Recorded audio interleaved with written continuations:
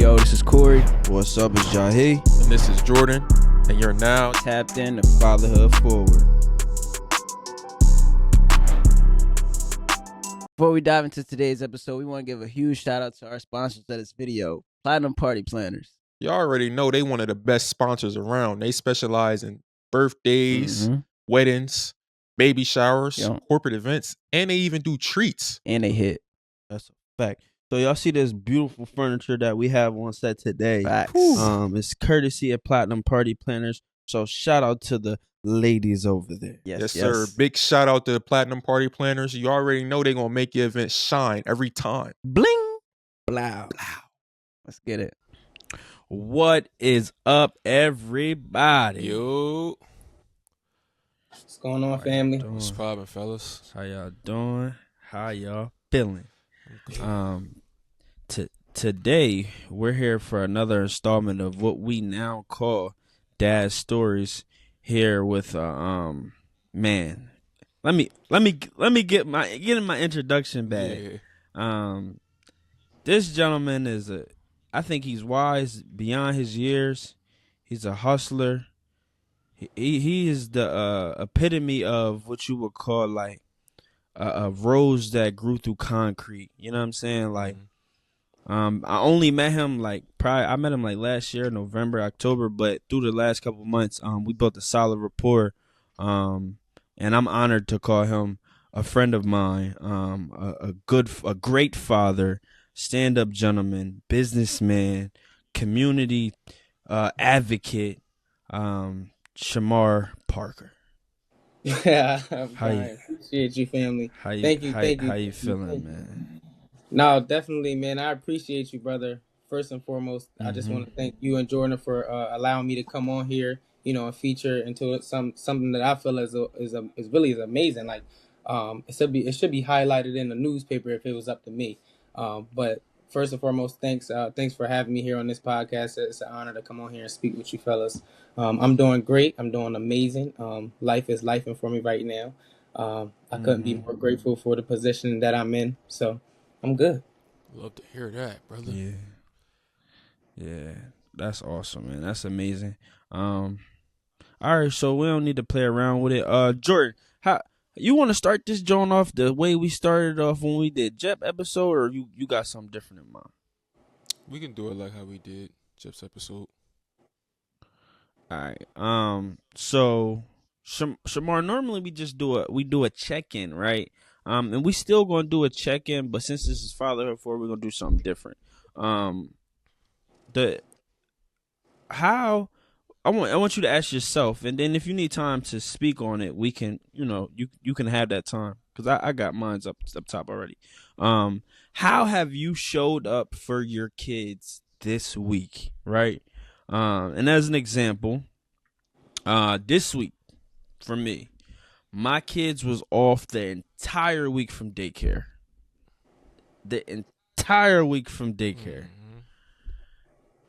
Daycare still had to be paid. 2 babies. You know what I'm saying?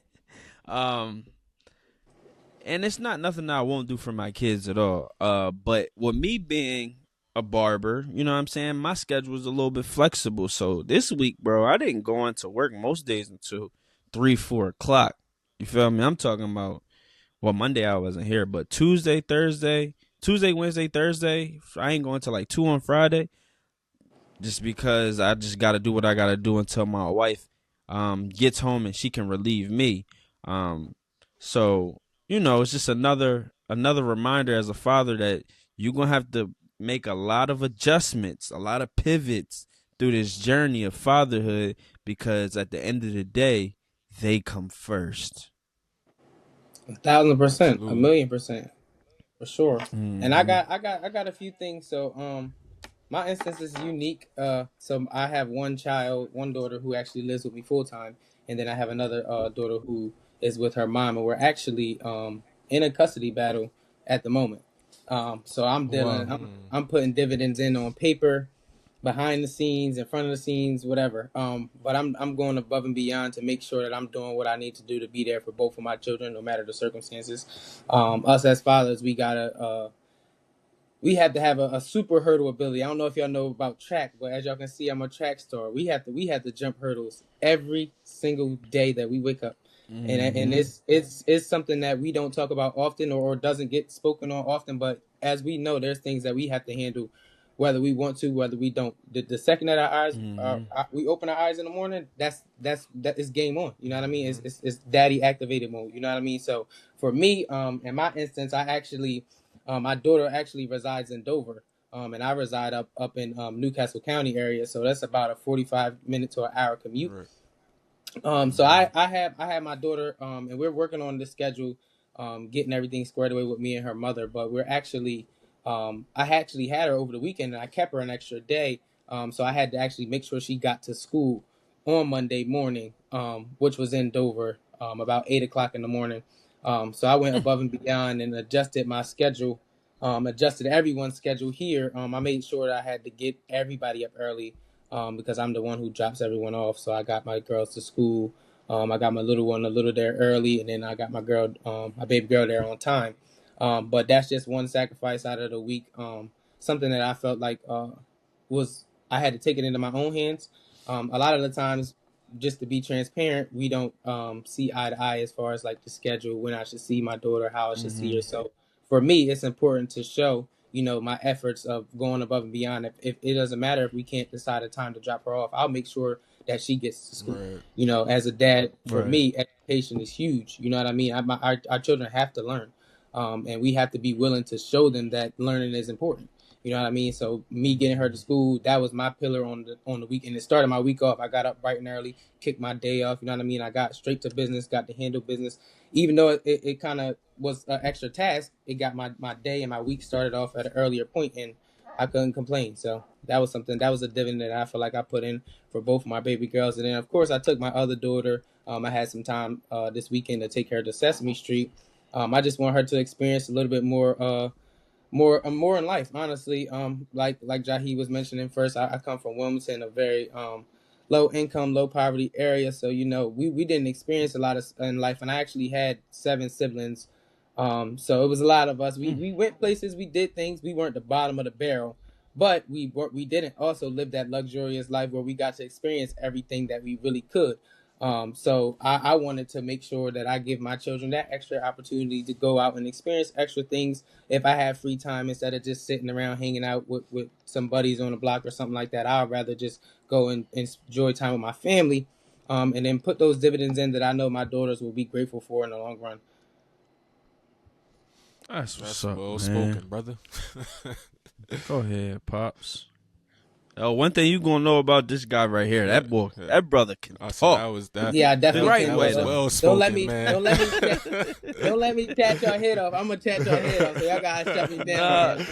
Well, this is the space to do it, This man. is the space. You know what I'm saying? This is the space. So let your line shine. Your light shine, brother. Jordan, what you got? Yeah. Earlier this week, I was streaming, right. And my oldest son, Price, he came downstairs. He sat with me for a little while. He was like, "Daddy, what you playing?" And I told him what I was playing. He was like, "Well, I want to play that too." So when I got done streaming, I went to go download that on his Xbox, you feel me? And then we started to lock in these past couple of days, and he really enjoys playing the game with me as well. So I'm just been taking time out my day, you feel me, to make time for him, to lock in with him on the game too. That's good that y'all can have that moment together. I can't wait till me and my son can start doing stuff like that. Yeah, for sure, bro. It was dope as hell playing the game with him. I ain't gonna lie. Yeah, is he good? I mean, nah, he not. In the game that I was playing, bro. You never know these kids. It's real. It's kind of difficult. So I'm teaching them, and then at the same time we in online game. You feel me? So it's gonna take time for him to get good, but he gonna get it.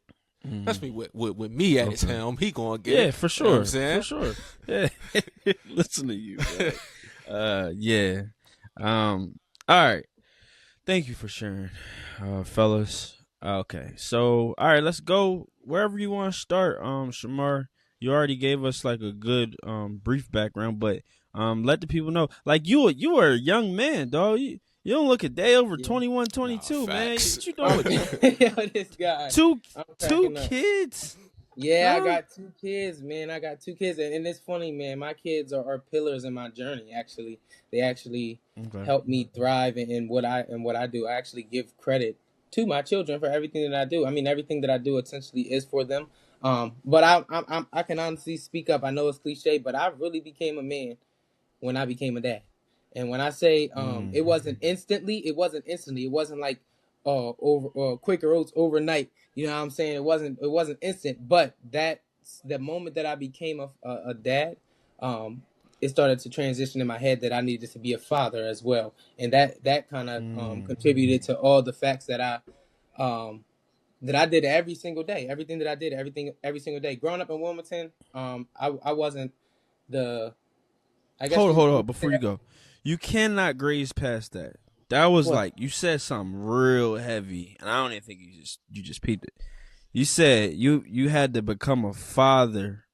Yeah, You were a dad, but you had to become a father. I had to become a father. And What does that mean? so I feel like being a dad every day. I mean, I feel like being a dad is essentially being I wouldn't say a sperm donor, but it's like a right, like how you get on the birth certificate. Okay, like you're a dad, but being a father, Mm, I feel like is something that we understand being there every day for that child, understanding the weight that it is that you want to make sure that that kid is raised perfectly. You know what I mean? The kind of the daily deposits that it takes into the child's life. You know what I mean? Being a father, you know mm-hmm. what it is like to see your kid transition through certain milestones, through certain periods that are imperative. You know what I mean? It's not every day that every kid gets a father though. So Yeah. being there and watching them Mm, kind of look to their mom, okay, this is what I look to my mom to. But hey, this is what I can look to my dad to. And that mm, right there, that difference in being there is important to be a father. And I'm not gonna sit here and be cliche like I'm the perfect father figure. I'm not. But as I learned over time, I instantly learned that there was a difference between being a father and being a dad. Now mm, I was lucky. I was really lucky to grow up with the father in my life. Now I had 7 siblings, but my dad raised every last one of us. My mom and my mm, dad, they were in there every day. They went to work.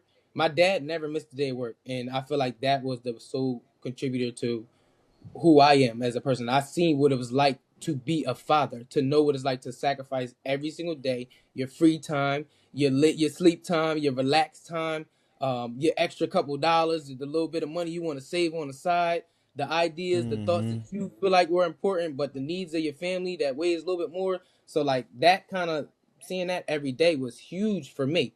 And when I had a kid, it was like, yeah, I got a kid, man. That's dope. I got a How kid. old were you when you had your Now, first?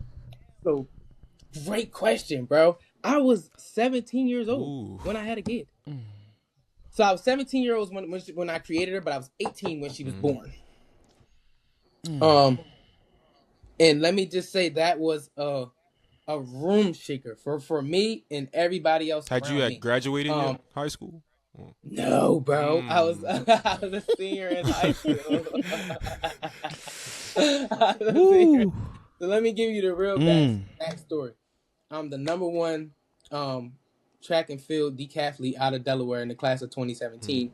I actually competed in the AAU Junior Olympics, and I was third in the nation. So coming out of high school, I actually had a lot of riz as an athlete. Like I was goated. A lot of these medals came from like high school. A good amount of them came through college too, but I got a lot of them in high school. There's all the national meets, the New Balance, the Nikes, the AU. I was at all of them, and I was representing Delaware at a high level. Mm. So for me, when I had a kid, I really broke a lot of people's heart, like because they wanted me to be that rocket that got out of Wilmington, that went and did something far and lived with no restrictions, no restraints. You know what I mean? No ties to have any restrictions or be boxed in to not make those decisions or those leaps. But I did, man, and I did it. And when I had a kid, man, it was a surprise to me because I wasn't like dating a shorty or nothing like that. It was really like a one night, 1-2. You feel Mm. me? And then I mm-hmm. kind of just things kind of spiraled over. But I had a child and I didn't really know how to react immediately. I'm not gonna lie, I was immature. I was the man. So like I was just like, yo, I'm in the mix. I'm trying to go to parties. I'm trying to go have fun. I'm trying to race people on the side. You feel me? I'm gonna do schoolwork because I was naturally smart, but I wasn't locked in. Before I went to college, I wasn't locked in. I'm not even gonna sit here and lie to y'all. But having a kid, man, I'm not gonna lie. Seeing what it's like to need to get the for me, it was a transition of use my money to go out, party, have fun, to transition to having to get diapers, to get clothes, to get wipes, to get formula.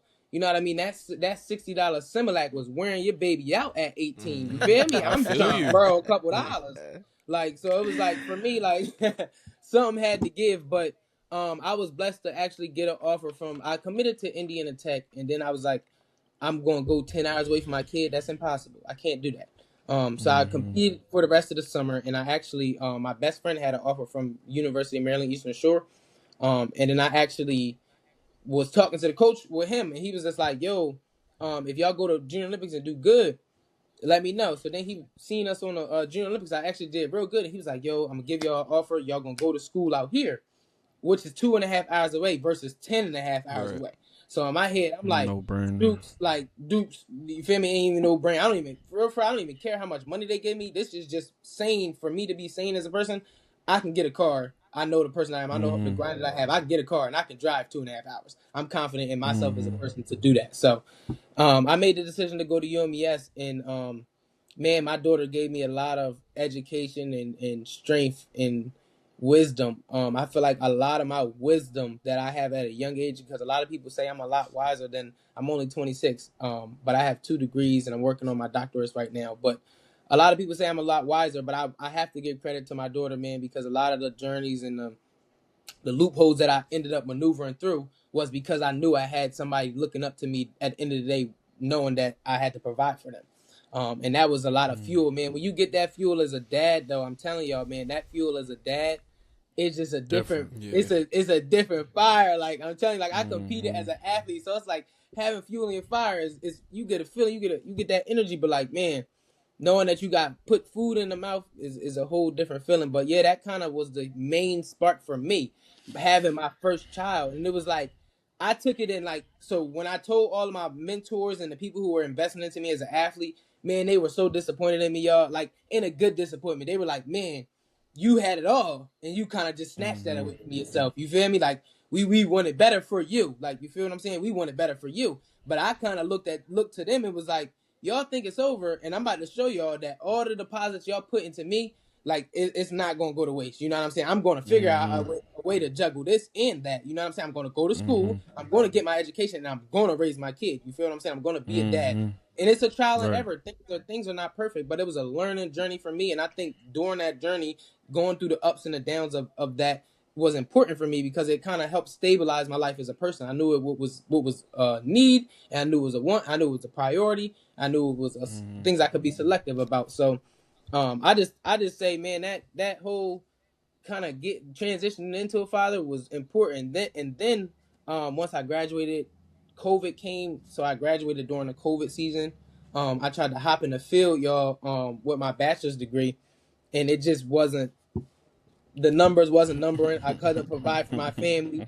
It wasn't it. It wasn't it, man. It wasn't it. So, I actually was getting, and I was at like the peak point of the relationship with my girl now. So I actually have my daughters have 2 different mothers. So I was at like the peak point of our relationship where like we were kind of like super serious, and we were like, yo, this is what we want to do. We want to, we want to start a family. We want to get a house. Things are progressing. It was a 5-year span, so like things were getting super serious for us. And I was like, at the end of the day, I want to have another kid, but I want to do it the right way. I want to make sure that I keep my children together with their parents. You know what I'm saying? They get raised up in a 2-parent household. For me, I feel like I had an edge on whatever I wanted to do with my life because I had a mom and a dad there that were huge pillars. Like there were things that I could ask my mom for that I knew my dad couldn't help me one lick of nothing. He couldn't help at all. But my mom had the answers. And there were certain things that I knew that would, in blink of a second, the snap of a finger, if I asked my dad, he had the answers. He knew the exact path to go. And my mom, she would be clueless in that pattern. So I seen like the essentials of having two effective parents. And I want nothing but more, but that and some for my children. You know what I mean? I seen how it kind of helped me hit the field and hit the ground running and understanding what stability means and how far it can take you in life. And I want that for my kids too. So that's like, that was kind of like the huge pillar in me. But I'm not gonna get to chat, and I want y'all to guide me a little bit more. So just let me know what y'all want to do. But that's a little bit about me and who I am as a guy. I'm 26. I'm from Wilmington, Delaware. I have my bachelor's in rehabilitation psychology. I have my master's in business management. I'm in school for my PhD in higher education. I'm a community guy. I just actually started my nonprofit foundation. I'm going to kick that stuff off, and y'all hear a lot more about that in the future. But that's me. So, That boy good. damn. That's my boy. I be looking at Sound like you got a degree in communication, nigga. That's my boy. Huh? You know what I'm saying? Yeah, yo, I love it when my people's light shine, man. This is what this stuff You is. doing your thing, bro. This is what this shit is here for. Yeah, you absolutely doing your thing. I did have a question. What's up? Well, we got multiples, but you were raised with your mother and your father, right? Mm-hmm. What do you think would be different today if you didn't have your father growing up? Oh, brother, you don't want to know. So I didn't even. No, I do left though. That's why I I asked. left out a crazy point. So look, out of the 8 kids out of my parents had, bro, I was the knucklehead. I was the knucklehead, bro. I was the hard head kid. I mean, all the way up until I found that I could do sports, literally. So like maybe like my 9th grade year in high school, I settled down a little bit. But I was rough, man. I gave my parents a run for their money. I got locked up a couple times for some conspiracy things. My friends, nothing too serious, just little dumb knucklehead stuff that you do as teens. But that was how I was. I was just the knucklehead that hung with the wrong crowd. And Wilmington is easy to kind of get with the wrong crowd. So for me, that was a pillar point. But definitely without my dad, man, every time I made one of those wrong decisions, man, my dad instilled a different part mentally and physically for me that I felt like my mom could never, like nobody could ever do. Because as a young man growing up, I'm not gonna lie to you, there's a lot of points where we feel like we're untamable. Like nobody fooling with me, nobody can stop me. I don't care what you just said. I'm still gonna go and do what I want to do. There was a lot of times in my life coming up where I felt like, bro, I don't care what you talking about. So like my dad, but every time I came with that energy, though, my dad really he showed me like, you want to be a man? I'm gonna show you what it's like to really be a man. Like, and he had his ways. It wasn't for us. It wasn't just like, oh, I'm a punch on you or anything like that. It was more so, all right, come on, we gotta go clean this basement up because it's been looking crazy for a couple months. We gonna take all this trash out. Matter of fact, I remember I said I wanted to cut this tree down. Come on, let me show you how to cut this tree down. Like, so he was like that kind of pop, and it was more so like after we did all the work, you think that's it. You didn't spend the days out there. Man, he's coming to give you a 2-hour lecture, and I feel like that's where I get to chat. He can talk, boy. He can talk. So kind of like, man, my pop, but he also instilled like, for me, it was good to get that from a man because it's like a lot of the times like, oh, you just gotta be tough, toughen up. I'm gonna put you in your face, you do the wrong thing. But he also took the time to intellect, like, listen, little dude, this is why you need to use your brain because being a little black boy, everybody thinks you don't have one. So everything that you're doing right now on a day-to-day basis, this is the wisdom behind it. You know what I mean? So he kind of walked me down that plank, and he also was huge on instilling into my brother like not being statistics of the black man. Like he was huge on that. Like, and he tried his best to like give us our leeway to grow up as city kids, because it's tough. You know what I'm saying? Being in the city and not trying to fit in and not try to be a norm or a weirdo. You know what I mean? You just want to go to school, do your thing, but there's kind of brackets with that. So my dad was like, had leeway with things like when we were 16, he allowed us to get like little tattoos and stuff like that if we earned the money to get it.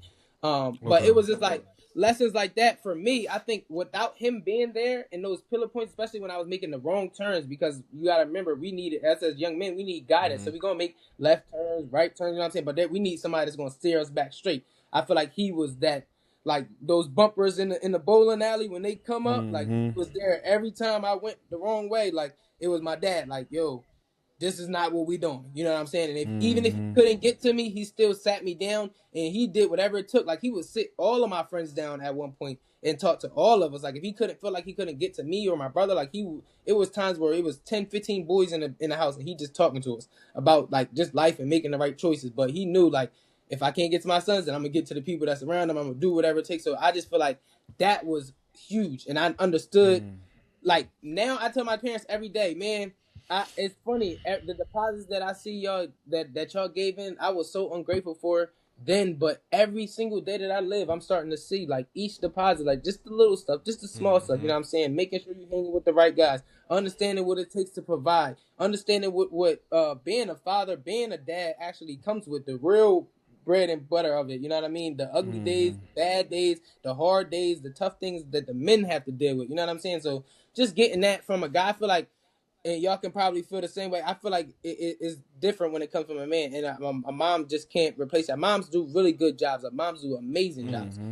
But there's just some things that are just irreplaceable to me, that fathers provide. Shout out to your pops, man. He was holding it down. Shout out to Pops. Yes, Shout bro. He's out to definitely Pops. the GOAT, bro. He's definitely the GOAT. I can give him. I tell him that every day, man. He raised 8 of us. And I be chasing my little 2 around. Some days I'll be like, yo, Yeah. they bro. running the whole opposite direction. Like, I can only imagine 8 of us. Like, that's You crazy. got 7 other siblings. Where do you fall at in Yeah. the age gap? I'm like, if there was a middle, I'm the middle, but I'm like 5th. So I'm 5th from the top down. How So many brothers and sisters you got? So I have 2 brothers. There's 3 boys, and then 5 sisters. What's it like growing up in a house with with 7 siblings? Yeah, I'm not gonna lie, it was the craziest. Was like, I was so ungrateful then, but man, am I grateful for my siblings now, man? Because every day was a different movie. I'm telling For sure. For sure. Like, just imagine, like, because you wake up and everybody, you feel different. You feel how you feel. You go through whatever you go through, but it's 7 totally different people and siblings. And then when they leave, man, the highlight of my childhood was when my parents left us home, all the kids home, man. It was the circus in there. Royal Rumble in that joint. A movie. Yo, bro, that joint had to be documented. Royal Rumble, I'm telling you. Since you grew up with like a lot of siblings, does that motivate you to have a big family? No, it actually motivates the opposite. Really? I'm gonna tell you, because I love my parents to death, and they did everything they could to provide us a great opportunities, and give us as much as they could. And they went hard, because we came out, man. Me and my siblings, I'm cool, but my siblings are a lot of the reason why I am how I am today. But all in all, I would say my mom and my dad. I don't know. Ask me that question again. I kind of got lost in my thoughts. Do you, since you grew up with a lot of siblings and a big family, does that inspire you to have a big family? Yeah, so no, I would say it's kind of the opposite almost, because I was the adventure kid. I wanted to explore. I wanted to get outside. I wanted to go places. I wanted to meet people. I wanted to do different activities. But with having a big family, just in our predicament, my parents just weren't able to allow us to do every opportunity and explore all of our interests, because they couldn't afford it. Things are expensive. Life is expensive. You know what I'm saying? When you want to go out and you want to join that soccer team, you want to go out, you want to do that ballerina class, you want to go out, you want to do that music school, you want to play on that football team, you want to play for that AAU team. All of those things cost money. The more kids you have, the more activities and more things that you have to pay for. And for me, like, I was the one, like, my siblings would occasionally go out and want to be interested in certain things, but I was the one who was like, every year I had something new. And bro, I was good at it though. Like, I was like, I would come serve my case, like, yo, mom, I learned all year how to play the trumpet. I need you to buy me rent me a trumpet next year, so I actually get in the class. I can't enter the class if I don't have my own instrument though. I just need to rent it from Accent Music. It's $89 for the school year. You feel me? Like, Shemar, I just paid that $350 Pop Warner thing you just played all summer, and it's going into the school year. You got 7 other siblings that want to do 7 other things. You get what I'm saying? So you gotta tone it down a little bit. You know what I mean? And pace yourself. You know what I mean? We can do things for fun. You can play while you're at school. You can join the free orchestra, but right now it's not in the budget. So that was, for me, that was a lot of the time, a lot of the answers that I got. And my parents, they did a really good job. They gave me opportunities. I did participate in a lot of things. But there was just a few things that I was just limited to. And I feel like I want to give my kids opportunity to explore, to find themselves. A lot of the things that I did help me be well-rounded. Like, bro, I graduated high school. I didn't tell you I graduated high school. I didn't have the GPA to compete at the Division I level because I was a knucklehead freshman and sophomore year. Check this out. I used my band talents that I got in middle school, and I walked on to the drum line and got a scholarship to pay for my freshman year at school. So if I wasn't adventurous, if I wasn't exploring all that other stuff, if I didn't want to try those hobbies and those activities, those things came back in life. And there's a lot of things that I kind of put down in when I was a child that I tapped back into later as an adult, but like glorified it and learned how to use it to my best of my ability. So that's the kind of stuff that I feel like if my children are inspired to go and participate, to go and explore, to go and invest their time and energy into different things, I don't want to limit them. And sometimes having siblings, man, that can be the cause of that. You just want to offer equal opportunities to all your kids. You know what I mean? You don't want to seem like one kid's a favorite. Oh, why does he get to do all this stuff and you don't have any money for me to do anything now? So it's like limiting things and understanding just the kind of the future that you want to provide for your kids. That's where I was at with it. Wait. Time out. Wait a minute. Before you go any further, we have a message for you guys. I need y'all guys to smash that like button. Hit it. Smash that follow button. Bam. Smash that subscribe button. Do it. Turn them noties on. I need it. Why? So just to let people know why this is important. We really trying to grow this channel, man. We need all of y'all support. Every single viewer from this video, from this episode, smash that like button like Jordan said. It's going to help us grow this channel and reach new heights, reach new audience to help us grow our community like we plan to do with Fatherhood Forward. Appreciate y'all. Hit that red button. Let's get back to the show. Okay. All right. Let's hear some more about your actual parenting. So your oldest daughter is the one that you're parenting, you're co-parenting with, right? Yes. And she's in Dover, you said, right? Yes. How has co-parenting been for you thus far, and what are some challenges of co-parenting right now? So for me, man, co-parenting has been my biggest whiteboard. My biggest whiteboard. I learned the most from co-parenting that I felt like I've learned anywhere. Because there were so many. It was a different battle because we weren't in a relationship, so we were kind of on different paths and different points in our lives. We had different aspirations, and we also had different visions for how we wanted to raise our children. So seeing a different vocal point and having too many, I guess you could say, disagreements or not seeing eye to eye, it can kind of be tough. Especially when there's a kid there, because you care so much. It's passionate on both ends. You both created a life, and a child's life is definitely something to kind of fight for, you know what I mean, or something to be passionate about. So that's kind of like, it was tough, man. It was tough in the beginning.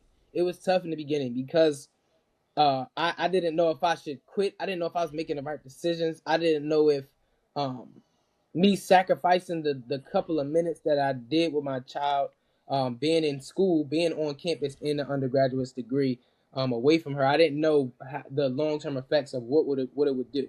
But I could say it was a learning journey for me. I definitely invested my time into school with all seriousness when my child got here, because I knew that it was make or break. It was either be one of the bums that got kids, don't know how to pay your bills and don't really got nothing going for yourself, or get up and go do something and be somebody. You know what I mean? Be that pillar, be that father figure that you watch that you had in your life. You know what I mean? So that co-parent for me was just kind of, it was edgy, but kind of always reminded myself of, you had a solid foundation. Your child deserves as close to that as possible. You can do as much as you can in your power, control as much as you can, and give it all that you can give to kind of create that foundation for that kid. And that's kind of where I've been at with it. I've been building slowly. I'm not a fan, just to be transparent, I'm not a fan of going to court and listening to a white brother tell me what to do with my black child. If I'm being transparent, I'm just going to be transparent with y'all. I wasn't a fan of that. I really feel like us as black individuals, we need to be competent to sit down and have a serious enough conversation, no matter the disagreement, when there's a child involved. Yes, and all there needs to be kind of situation and atmosphere where, you know what, we're dropping all of our disagreements between us two, and we're seeing past us into that child. You know what I mean? And that's kind of the environment that I'm trying to produce, and I continue to try to produce in my co-parent environment. Like, it's not about us. You can hate me. You can hate me. I'm okay with hating me, but the kid, you know what I mean? We gotta love this baby with everything, every bone and inch and cell in both of us. You know what I mean? She's gonna need her dad, and she's gonna need her mother. You know what I mean? I feel like it's important, especially for young black girls. They need a dad. You know what I mean? They need a dad. So I'm fighting, brothers. I'm fighting. I'm going to keep trying to show up every day. I'm going to continue to do it.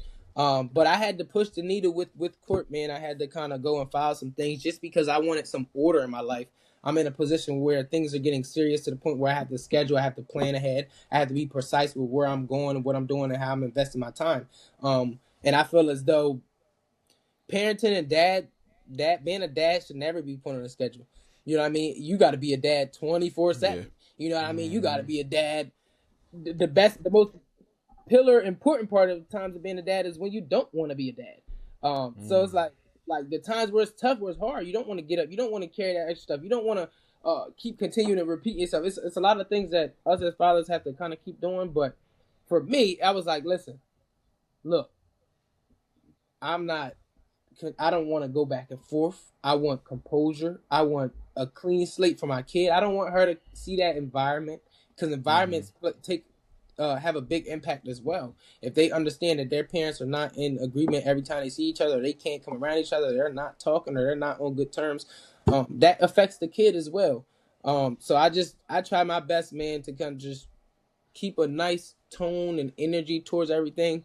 Even though, man, sometimes, man, I be worked up, brothers. It can get tense and stressful, and especially when you just want peace and you just want stability for you and your kids and your family and everything, man.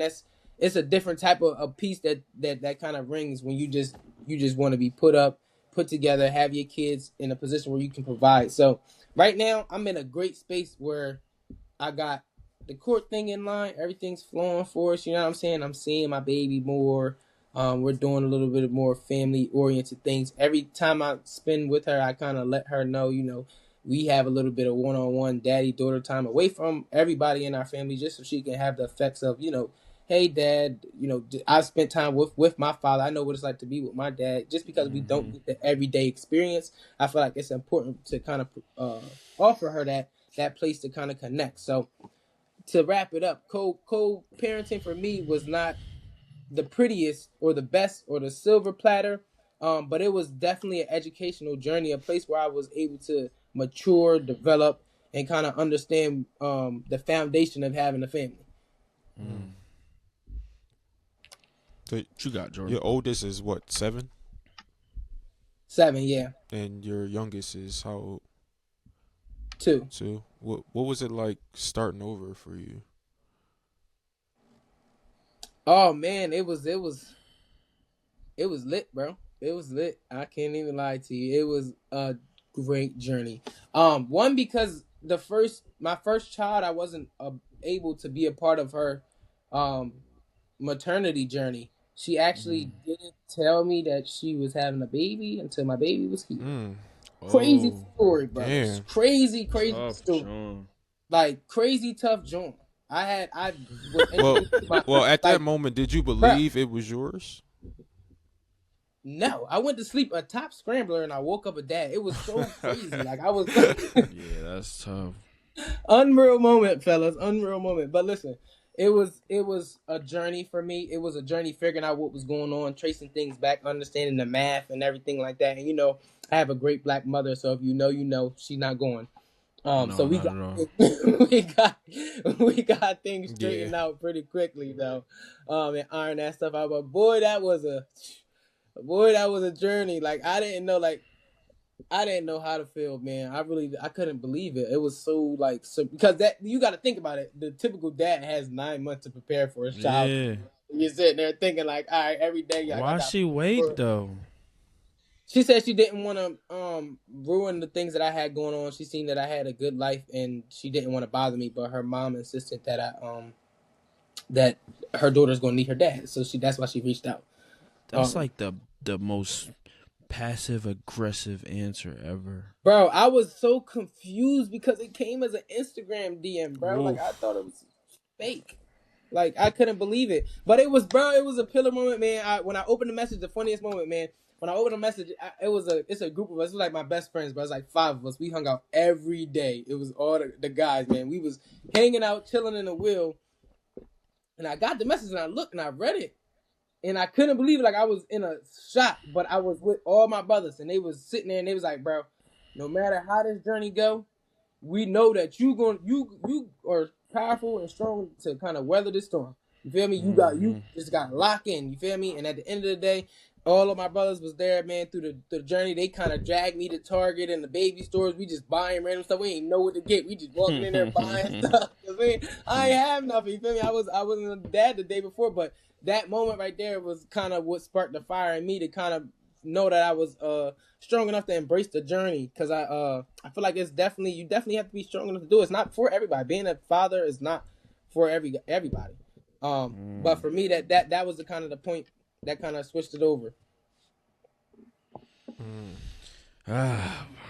Yeah, I don't know what's up with you athletes. I mean, I went to college too. Shout out to State, but none of y'all be strapping up. Bro, listen. This is, and you know what's crazy, bro? Like you'll never, man. Bro, you ain't gotta give the intricacies. No, I know that's an off pod combo. But listen, look, for sure. Listen, look. I was definitely No, because we had a guest on, Sabri. Shout out to Sabri. We mention him every so often. He played basketball at in Louisiana. I can remember the school, but he had his son in college too. Not a similar story, but he was away and had the baby and came back with a kid. So yeah, that was a. Listen, I ain't gonna lie. It was lit. My senior year, I was a little bit too. I was one of them kids who was a little bit more advanced. So I actually was hanging out with college kids, bro. And I actually was at a college party when I met her. It wasn't even a high school. It was a college party. So it was a whole different. I was in a whole different realm at that point in life. But you're right. Our athletes, we need to spread more at, man. If you're an athlete, strap up, man. It's important. Yes, yes, please. It's important. She's seen a young star in the building, man.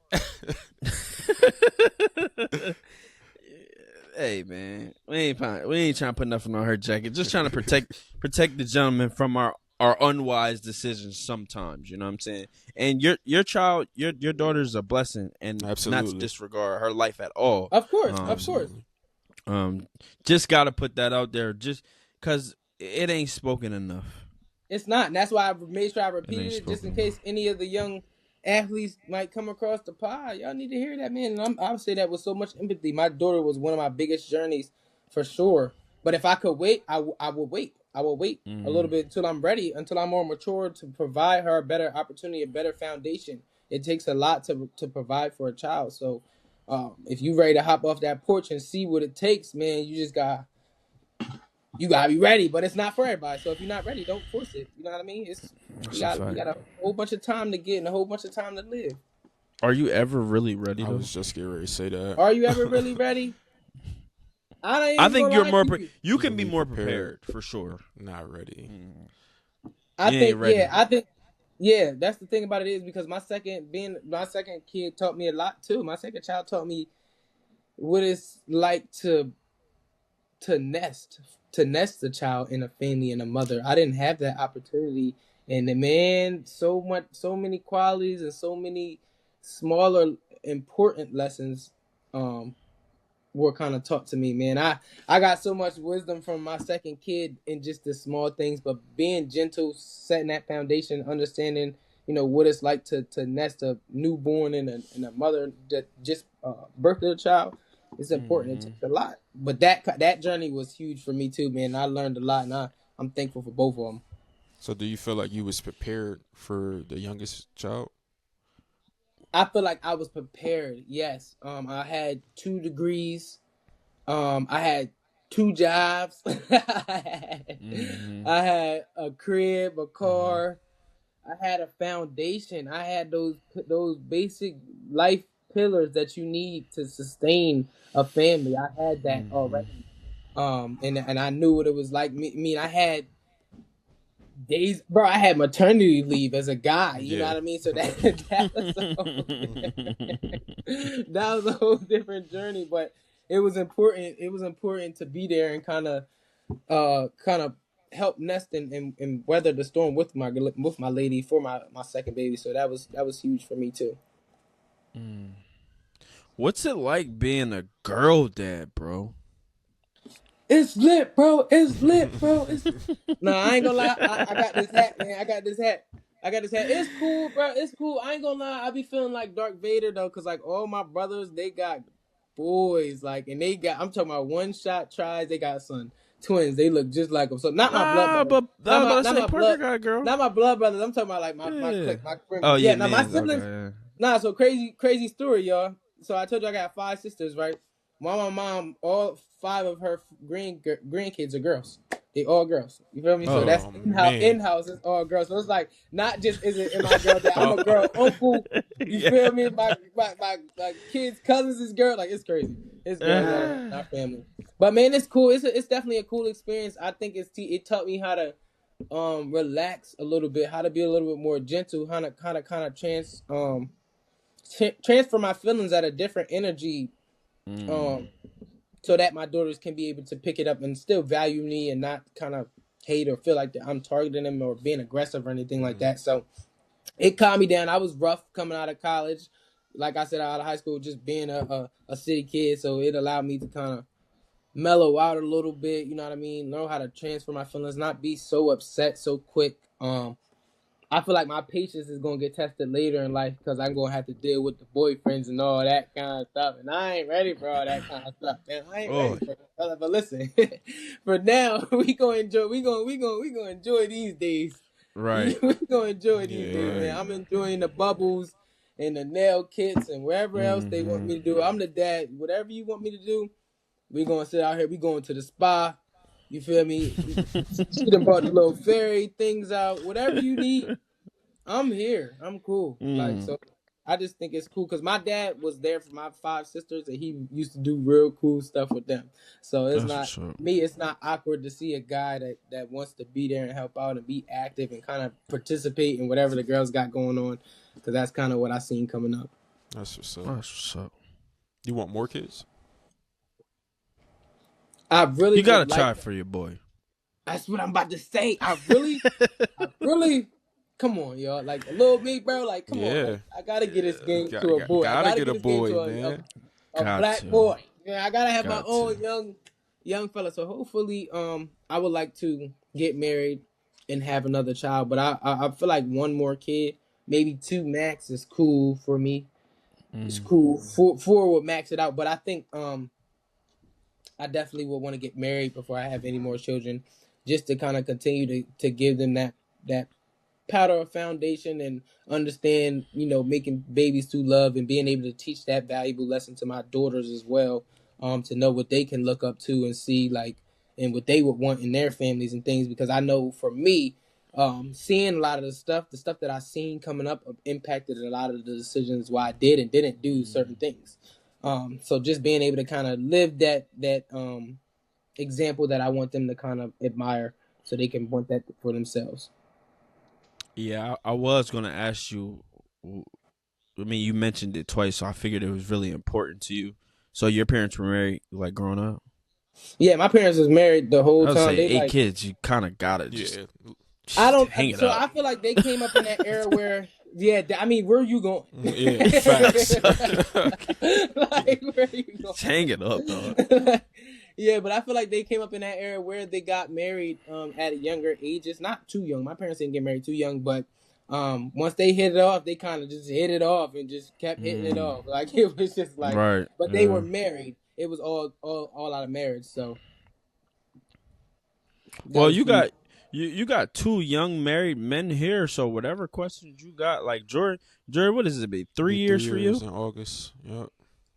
3 years for Jordan, and I'll be 1 year married and the end of June. So whatever, whenever we can help you, man, whatever questions you have, we definitely here for you in that regard. You know what I'm saying? Shit, I gotta lean on you for any girl advice because my daughter she's 3. She's my oldest, so I'm getting Oh hit yeah. with the no, why, give me, daddy this, daddy that. Like, she gonna tear Yeah. me up when she get older. I already know it. But Yep, I got 2 of them, man. I'm looking at my pockets like, yo, I'm gonna pray for y'all in the meantime. ain't nothing you can't handle at all. Sure. I believe I believe in you. And you got great people around you, man. You got great spirit, great energy. So God ain't gonna give you nothing that you can't handle, right? Facts. Of course, man. Of course, man. I'm grateful for my girls, man. They definitely shaped your boy, gave me motivation. My second daughter, she the reason why I'm going to go get my PhD, man, because I really want to be able to let my daughter see me go through these different phases. So my first daughter, she actually seen me get 2 degrees. She was there for my first degree. Of course, she was super young. Then, but my second degree, she actually the same time I got my master's degree, my first daughter graduated from kindergarten. So we actually took our graduation pictures together, and I kind of showed her like dad is still instilling education in his life right now. So if it's important to me, I want you to know that to make it important to you. You know what I mean? We both still learning, so don't think you ever too big to learn. So I kind of pushed that important message on my child, and I embraced her, in her journey and everything that she got going on. But I made education an important pillar for my daughters, just because I want them to be able to learn, and they don't have to go to college, but I just want them to instill themselves with knowledge and whatever they want to put, whatever foot they put forward, just make sure you're knowledgeable about it. And that's kind of one of the big things that I'm push on my children. Nice. It's crazy, Jordan. That kind of piggybacks on the conversation we had earlier. Facts. The conversation, to give you a preface, Shamar, we were pretty much, it was a video we had reacted on, and it was in the video it was like our family wants to see us win. What our kids being so small, they don't really know. They understand what it looks like, but they don't really know what's happening when things are happening. So Right. it's good that you're showing them an example for them to exemplify as they move older, i.e., when you get married, you getting your education, you being present every step of the way. It's great that you said that. Very great that you Definitely, said bro. that. That's important, man. They definitely need us. Yeah, 100%. 100%. And one of my biggest fears, knock on wood, is actually not being around to see my children grow. I think if I was to transition, I would already be transitioning, but that would kill me like 2 times over. I have to see my children grow, man. You know what I'm saying? I have to. Um, that'll that'll that'll that'll make me really happy. We creeping up on time. We don't have to get you out of here right now, Shamar, but I do want you to speak on some things because it's crazy how we met. Like me and you met at the Ebony Tire Fair. And that was actually my first year there, right? And I'm glad that we did meet because I got to understand you as a community advocate first before we even became as cordial as we are now. You know what I'm saying? For sure. Um, Definitely.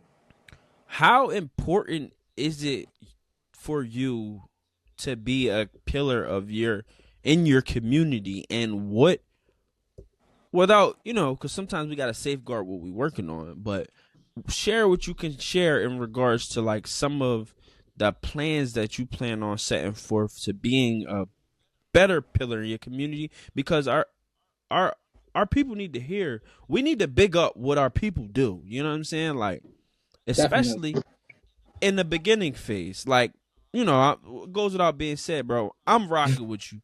I'm For rocking sure. with you. You feel me? I appreciate you, So bro. go ahead, Definitely. man. Well, look, listen, man. I got some big things in the work. I'm gonna give you a little bit, but not too much. But we'll definitely stay tuned for a lot more. But first and foremost, I'm actually taking a big leap this year. I'm actually starting my own nonprofit. And I should say not my own. I should say our own nonprofit. Mm-hmm. What I wanted to do was I wanted to create a place where our people benefited from all of our resources, and we stayed connected through the entire community.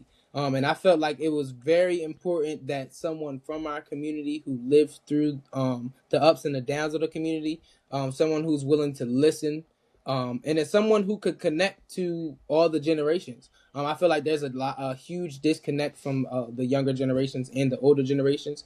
And I feel like community work is important. It's impactful. It's a foundation to our children and who we are. I feel like when I was a kid, I came up on a lot of community pillar programs and events and things that kind of shaped me out. If it wasn't for summer youth, being able to get a job when I was Mm-hmm. 15, 16. If it wasn't for, the park lunches, being able to eat in the middle of the day when my parents was at work in a different Mm-hmm. state. Like, it's just the smaller things that I feel like are huge in the community, that are pillars and that are needed. But as we evolve, as generations and things change over time, our kids and our families need more than a little park lunch this time. They need a little bit more than the average summer youth job. Send them over there to the park to sit for 8 hours and just watch kids and families walk by. They need more Mm-hmm. than that. They need foundation. They need people who care. They need education. They need knowledge. They need wisdom. They need tips on day-to-day life. They also need resources. Everything is cool if you know it, but if you can't get to it, it's useless. You know what I mean? So being Useless. able to kind of have access to that stuff is important. And I feel like um, black men in community work is rare. It's not a lot of black men that kind of go around and speak on the good things that we need to do in our community. There's a few. There's a few guys out here that do great things, and that's awesome. But Mm-hmm. there's not a lot of younger guys who are African American young black men who are beating the everyday statistics every day they live. That's speaking up and kind of sitting there being a pillar to kind of bring all the resources in the community together. So I kind of feel as though as I went through life, I wasn't 100% sure what I wanted to do. But over this last year and a half, I've been able to dibble and dabble in community work.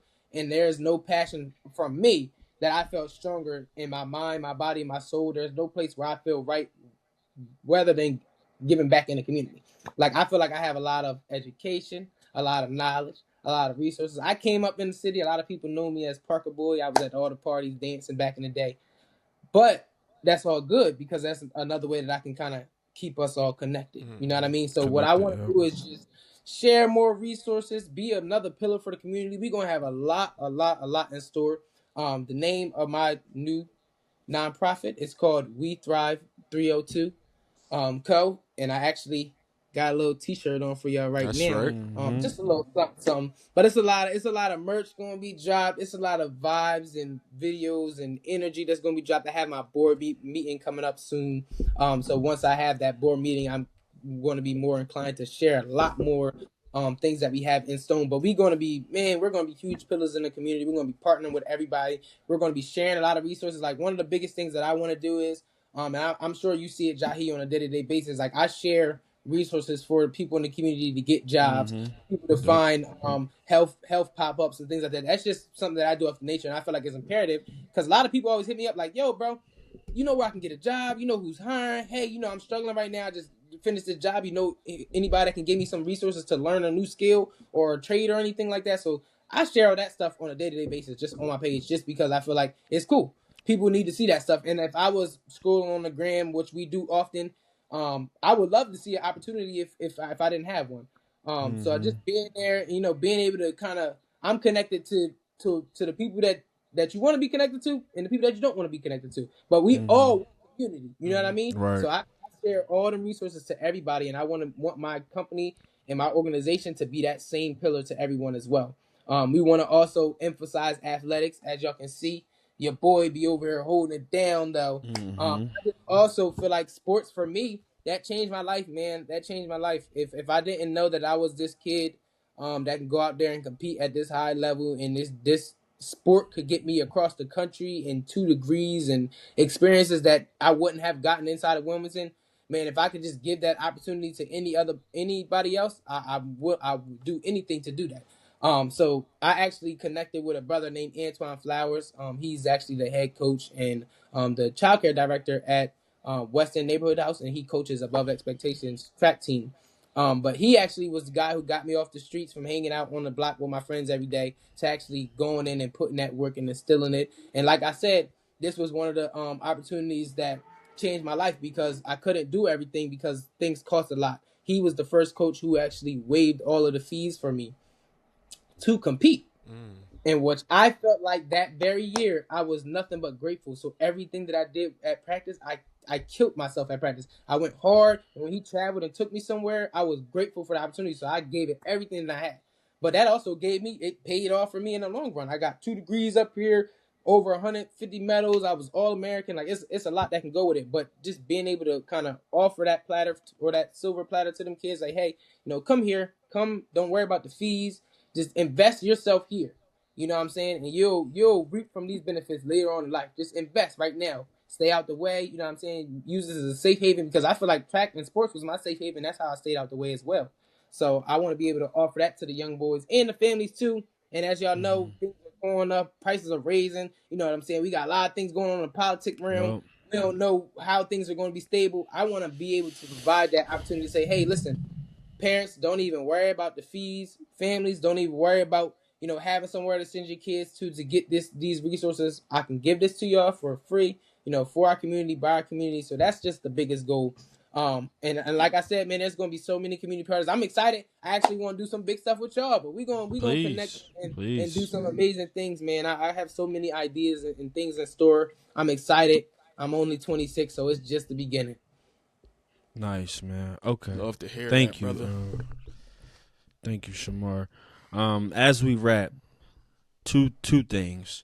Any advice that you have for a father to be or a current father, and can you share how important this platform is for our fathers today and parents today in general?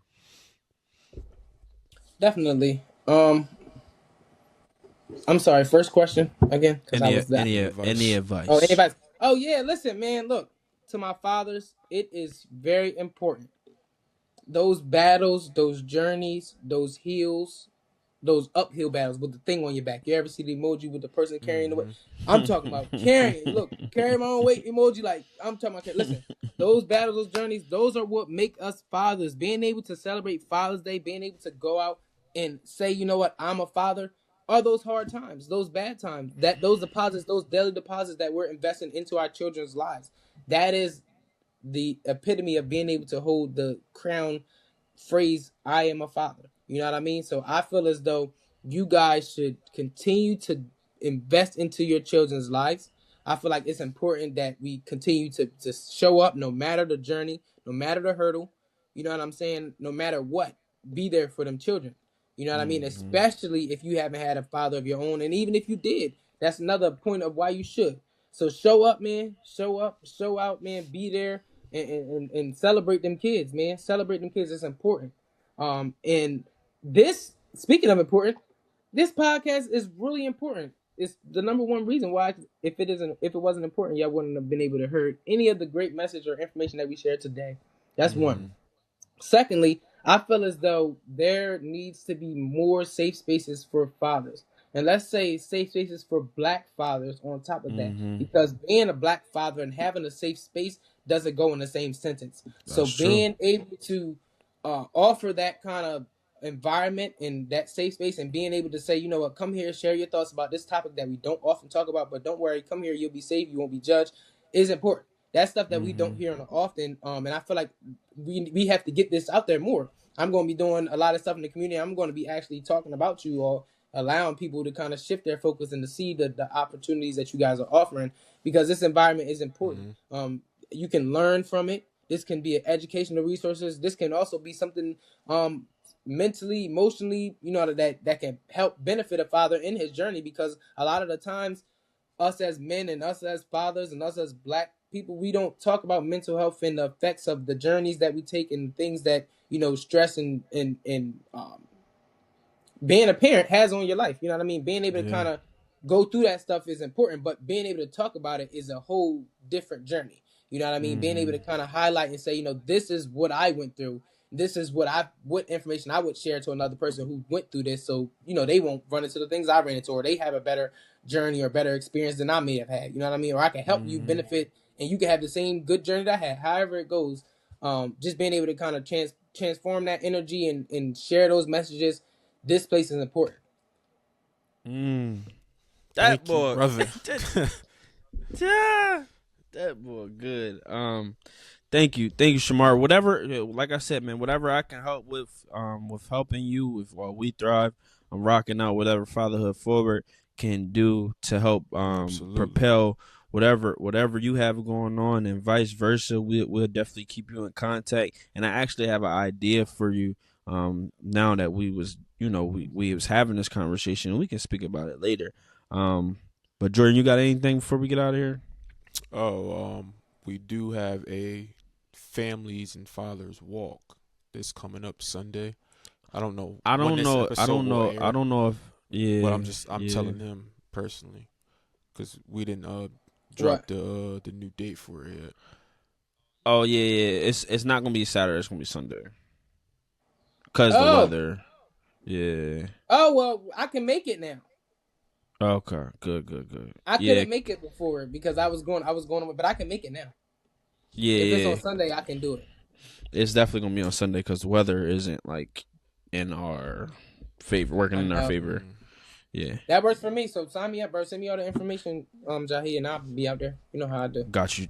Definitely gonna send it to you. Thank you for plugging that too, Jordan. Yep. Hey man, it was no problem at all. If I can, fellas, can I share it to the people? I just want them to follow our organization. Yeah, please. Yeah, absolutely. Please. You can check us out on Instagram.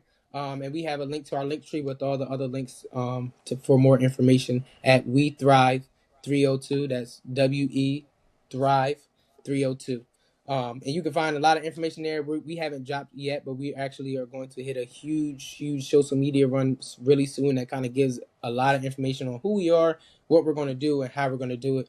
It's important that we kind of push that information soon, but we want everybody to follow us and get all of those resources and kind of can touch bases and connect with us. So please follow We Thrive 302. And I appreciate y'all giving me the opportunity to come on here, fellas. Yes, sir. We appreciate you man. For stopping by. Appreciate you, bro. With that being said, this is another episode of Dash Stories. Shemar Parker, thank you again. And we out. All right, y'all. All right, fellas.